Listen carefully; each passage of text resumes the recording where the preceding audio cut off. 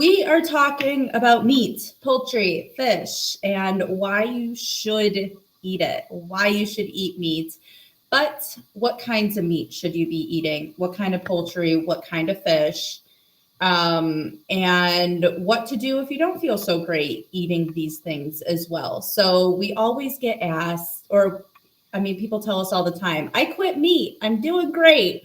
And we're like, no, no, eat it. So you'll get the lowdown on that today. But if you're new to our community, we are going to introduce ourselves so you know who you're talking to. My name is Casey Kephart. I'm a functional medicine nutritionist and the founder of the Feel Good Formula. I work with women with all different types of autoimmune diseases to get you back to the activities you love to do, trash those symptoms, and live the best life you can through diet and lifestyle. And I live in St. Petersburg, Florida, where the sun always shines, and it is a beautiful week this week. Jessica? And I'm Jessica Melnick. I'm a registered holistic nutritionist, the founder of the Anti-Arthritis Method, the host of the Happy Joints Arthritis Solutions Group, and I help both women and men with various forms of arthritis get back to living life the way they choose to, not the way they have to. And I am in Saskatchewan, Canada, and currently it is like springtime here. It is wild. We normally do not get this type of weather in February. Normally it's like minus 20 Celsius or colder. Right now it's like hovering around 0. So that's like 30 degrees Fahrenheit, which is pretty amazing. And the sun is shining. So it is a great day, and it's supposed to be mild like this all week. So it makes life so much easier when you have to like get out and about and run errands and all those things. So much more pleasant. So yay. Love that. Love that.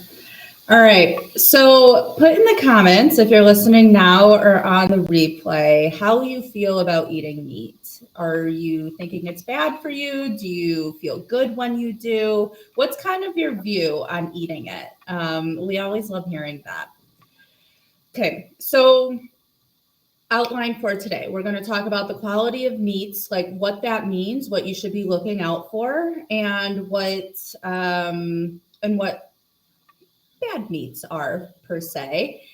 We want to talk a little bit about digestive enzymes if you are a meat eater or don't feel good eating it, and we want to talk about being mindful of your body. So let's get started with quality of meat. What does that even mean? What should you be looking out for on the label?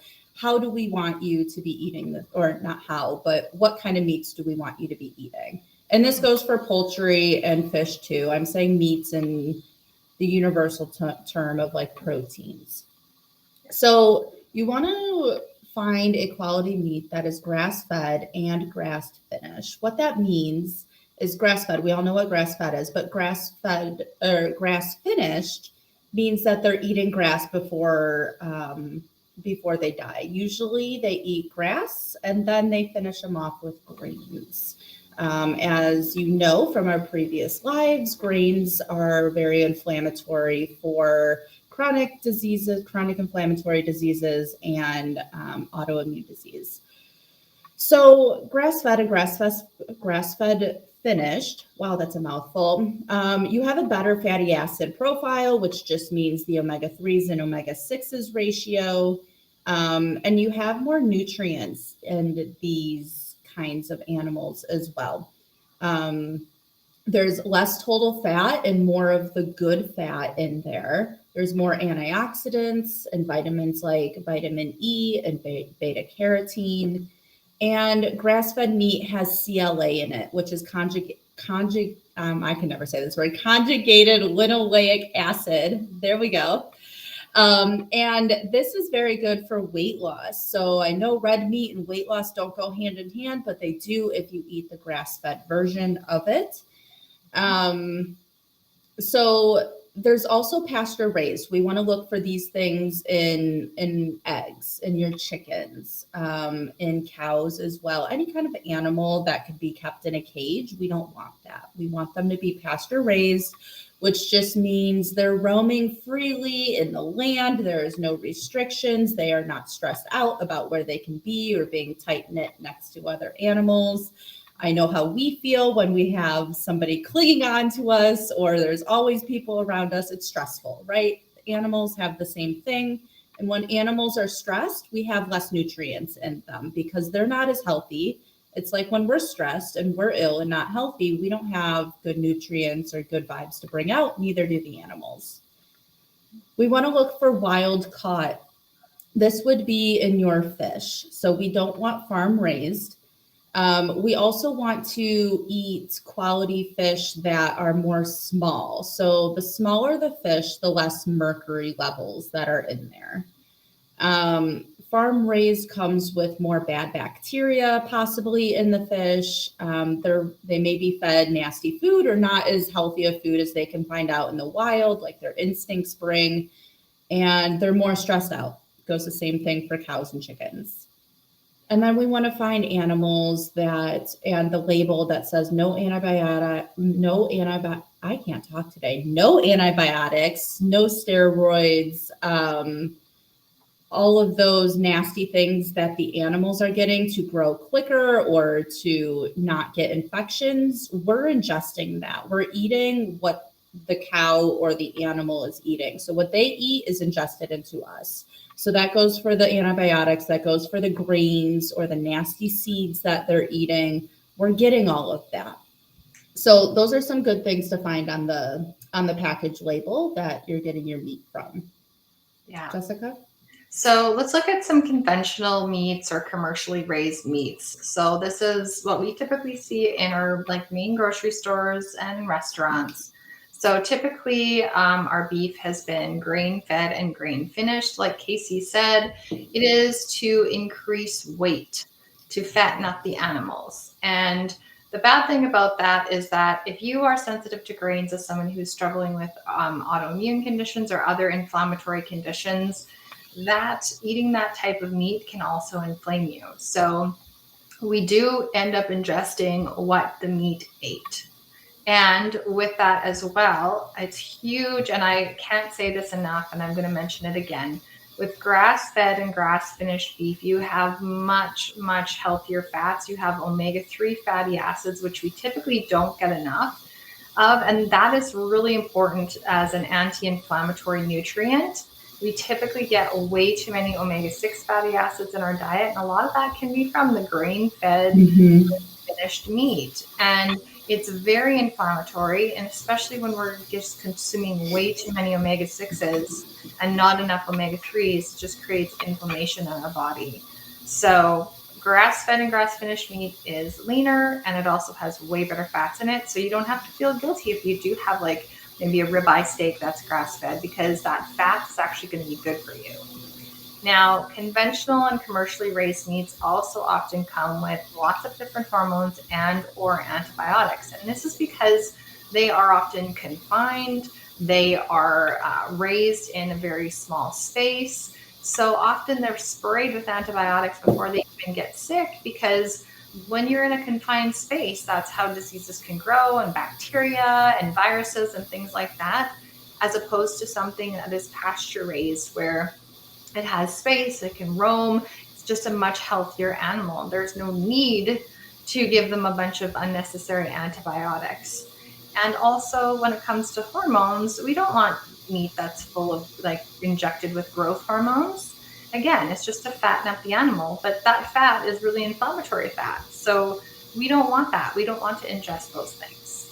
So just think about that. And also, if you are an animal lover like myself, but I'm also a meat eater because I need it to feel good physically, and I do need that nutrition, especially if you have an autoimmune condition. There is a very good likelihood that you have some nutrient deficiencies and or absorption issues, which is another topic for a whole other day. But animal protein is very bioavailable and very nutritious, especially for people who are struggling with inflammatory conditions. We just want to really focus on the quality. And so, like I said, if you're an animal lover, most of us would like to eat animals and feel better about eating animals who have had a good life, who weren't in cages, who did have freedom to roam and graze and just live a better life. So it just is, for me, this feels like a better choice, something that I'm more comfortable with. And again, we need to really look at the feed that conventionally raised and commercially raised animals are often given. So things like corn, grains, oats, and soy. This can trigger our own food sensitivities. So if the meat we're eating has been eating these foods, these are highly allergenic foods for many people, especially if you have an autoimmune condition. So if you're eating conventionally raised meat, poultry, you can also be sensitive to that meat if they have consumed those foods. Yeah. Awesome. Okay, so what can conventional meat do to your body? Jessica named some of them, and we're just going to reiterate like beating a dead horse so it gets inside of us. It increases your inflammation because just what Jessica said, we're eating what that animal is eating and it's not eating so great. It's not being injected with great things either. It increases your pain and your symptoms. If we have increased inflammation, that's how our symptoms arise, right? So we're going to have more joint pain, maybe more gas and bloating, headaches, migraines, rashes, brain fog, you name it, whatever your symptoms arise in you, that's what you're going to get. It's going to ramp up the immune system. The inflammation, it's trying to put out the inflammation, which ramps up our immune system. It's trying to get rid of the foreign invaders, which we might be eating from the meat. Also, it's adding toxins and carcinogens into our body. So this has to do with, one, how you cook your meat, if there's burnt, charred pieces on there, but also if we're eating hormones and antibiotics and grains, soy, and wheat, whatever it is, that's providing toxins to our bodies. It disrupts our microbiome, i.e. leaky gut. So we're going to be feeding the bad bacteria more than the good bacteria. And then also, like we mentioned, food sensitivities. If you are eating a conventional meat, fish, poultry, and it does have grains, corn, oats, and soy in it, and you are sensitive to those things, whether you know it or not, that's going to ramp up our food sensitivities. You're going to feel awful, and it's just this vicious cycle. So we want you to try eating the best quality meat that you can so these things don't happen and you can keep going up in your food, in your healing journey, and not stay the same or go down. And a lot of people don't even realize that meat can be causing all of these things. So we don't look to check on those things when we're looking to see what's bugging us. So I hope we're planting a couple seeds in your head to double check how you're eating so you can keep healing and moving upward. And another thing to take into account that a lot of people may not know about is, and I think one of the main reasons that people, especially as we age, or if we are dealing with an autoimmune condition or arthritis or another inflammatory condition, is that we have been given the idea that cutting back on meat a lot or giving up meat or giving up red meat is anti-inflammatory.